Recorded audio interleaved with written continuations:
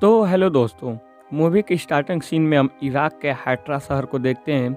वहाँ पे काम चल रहा था ताकि कुछ रहस्यों को खोला जा सके। फादर मैरिन और अन्य लोगों के साथ खुदाई कर रहे थे। खुदाई के दौरान उन्होंने एक एम्यूलेट ढूंढा जो डेमन पेजुजू का था।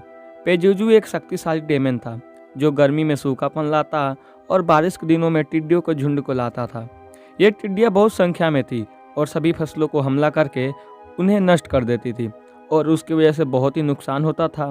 लोग भुखमरी की वजह से मर जाते थे और सबसे ज़्यादा हानि ये होती थी कि गरीबी बहुत तेज़ी से बढ़ने लगती थी। पैजुजू का एक बड़ा दुश्मन था जिसका नाम लमेस्टू था। लमेस्टू का बुरा काम यह था कि वह माँ और उसके बच्चों को नुकसान पहुँचाता था। वह बच्चों को उनकी माँ से दूर ले जाता और उनका खून चूस लेता था। इसलिए लोग लमेस्टू से माँ और बच्चों को बचाने के लिए फैजुजू का सहारा लेते थे। हालांकि फैजुजू भी एक राक्षस है लेकिन लोग इसे अपनी सुरक्षा के लिए इस्तेमाल करते हैं। फिर पिता मैरिन को दिखाया गया जो उस जगह पे पहुंचते हैं जहां उन्हें फैजुजू की मूर्ति मिलती है। वहां दो कुत्ते लड़ रहे थे जिससे ये दिखाया जाता है कि दो राक्षस फैजुजू और लमेस्टू आपस में लड़ रहे थे।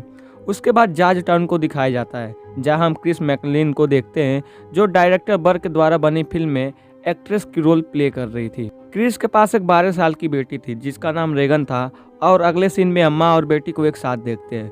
क्रिस अपनी बेटी के खिलौने में एक ओहुजा बोट को देखती है और बेटी से बोट के बारे में पूछती है तो वो जवाब देती है कि मैं अक्सर इस बोट के साथ खेलती हूँ।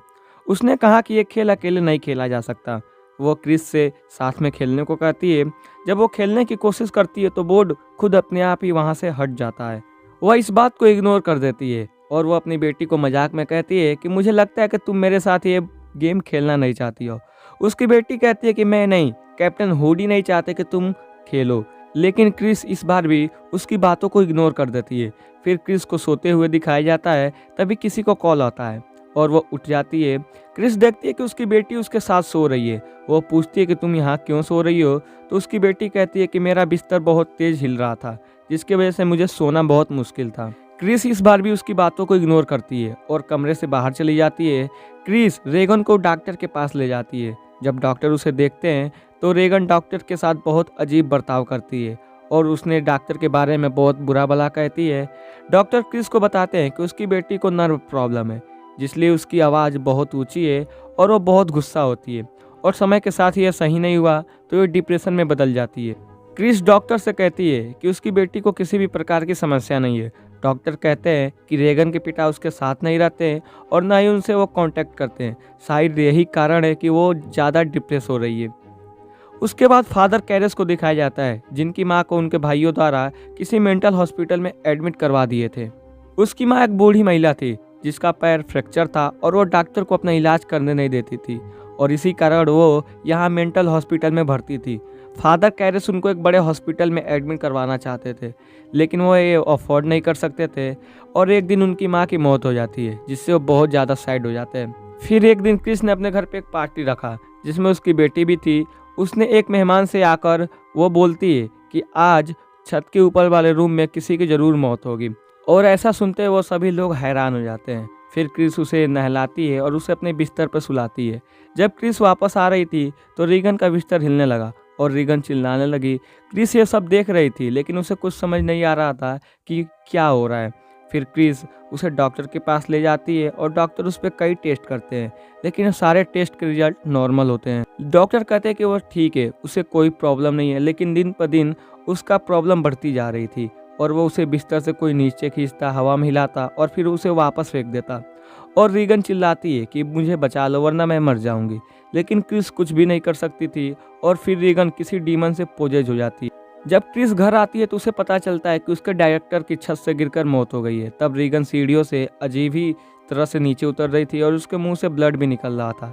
क्रिस ये देखकर काफ़ी डर जाती है। अब डॉक्टर परेशान थे कि आखिर इसको हुआ क्या है क्योंकि उन्होंने उस पर बहुत सारे टेस्ट किए लेकिन सारे नॉर्मल थे। फिर हम विलियम को देखते हैं जो रीगन से मिलने आते हैं जो बर्क के केस को संभाल रहे थे। उन्होंने उस रात के बारे में पूछा। उन्होंने ये भी कहा कि बर्क की मौत में बहुत अजीब चीज़ हुई। उसका गला पीछे की ओर मुड़ा था जो कि ये क्लियर था कि उसे किसी डेमन ने मारा था। जब विलियम चला जाता है तो रीगन के कमरे से चिल्लाने की आवाज़ आ रही थी। जब क्रिस वहां पहुंचती है तो चौंक जाती है कि उसकी बेटी तो खुद को ही चोट पहुंचा रही थी और वो लगातार अपने आप को चोट पहुंचाती है। और जब वो उसे रोकने के लिए आती है तो वो क्रिस पर हमला कर देती है। फिर उसके सर्वेंट भी वहाँ उसे बचाने के लिए आते हैं, लेकिन दरवाज़ा अपने आप भी बंद हो जाता है और जो अलमारी कमरे में रखी हुई थी वो क्रिस की ओर आने लगती है। लेकिन क्रिस सही समय पे वहाँ से हट जाती है और खुद को बचा लेती है। उसकी बेटी अपने सिर को पूरी तरह पीछे से मोड़ लेती है, जो देखने में काफ़ी डरावना लगता है। रीगन ब्रूक की आवाज़ में बोलती है और कहती है, देखो तुम्हारी बेटी ने मुझे क्या किया।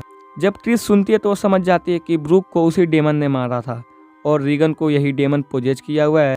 जब क्रिस को सच्चाई का पता चलता है तो वो फादर कैरेस से मिलती है और उससे अपनी बेटी पे एक्सोर्सिज्म करने के लिए रिक्वेस्ट करती है। फादर कैरेस पहले तो इनकार करते हैं, लेकिन वो फिर मान जाते हैं। जब फादर कैरेस रीगन के पास आते हैं तो वो डेमन उनके ऊपर बहुत खुश होता है और वो डेमन कैरेस की माँ की मौत पर उसे चिढ़ाता है।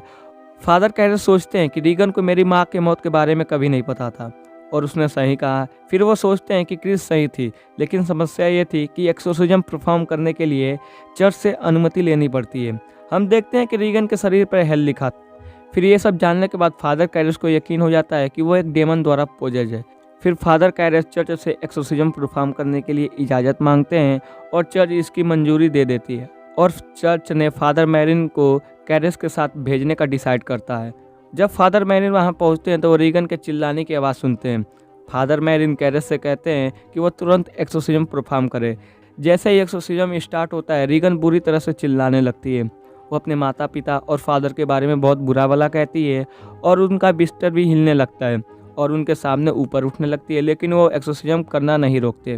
और फिर उस डीमन ने अपनी पावर से वहाँ की सभी चीज़ों को हिलाने लगता है कि तभी रीगन के हाथ खुल जाते हैं और वो ऊपर की ओर उड़ जाती है। दोनों फादर उसे बहुत मुश्किल से कंट्रोल करते हैं और फादर मैनिन वहाँ एक किसी डेमन की छाया को देखते हैं, लेकिन फादर कैरेस यहाँ बहुत उदास थे क्योंकि उन्हें लगता है कि वो अपनी माँ की मौत का जिम्मेदार है।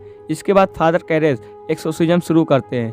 जैसे ही वो पास जाते हैं वो डेमन उनकी माँ की आवाज़ में बोलता है और फिर से उन्हें अपनी माँ की मौत के लिए दोषी कहता है। ये सुनकर फादर कैरेस खुद को कंट्रोल नहीं कर पाते।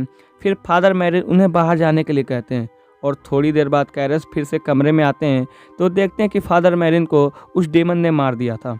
फादर कैरेस गुस्से में आ जाते हैं और डीमन से कहते हैं कि वो उसके शरीर को छोड़कर वो मेरे शरीर में आ जाए।